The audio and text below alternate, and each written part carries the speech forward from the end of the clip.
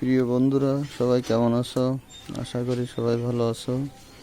আজকে আসলাম আমার ছাদে লাগানো একটি বিষয় নিয়ে, যেটা হলো ড্রাগন ফুল গাছ। ড্রাগন ফল এবং ফুল গাছের অবস্থা খুব ভালো। গাছ প্রথম ফল আসছে, এই যে আগে একটা ফল হয়েছে এবং এই দ্বিতীয় আর একটা ফুল আসছে। তা এটা থেকে আমরা যেটা জানতে পারলাম সেটা হলো ড্রাগন ফুল ফোটে রাত 8টা থেকে 9টার ভিতরে, এবং ফুল ফোটার পরে ফুল অঙ্কুরোদ্গম করাতে হয় নিজ হাতে, যাতে ফুল করলে অঙ্কুরোদ্গম করলে ফল খুব বড় হয় এবং পুষ্টিকর হয়।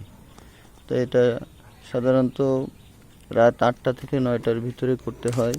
আমরা ফুল দেখছি, ফুলটির অবস্থা খুবই ভালো মনে হচ্ছে, এবং আগের যে ফলটা সেটাও যথেষ্ট বড় হয়েছে।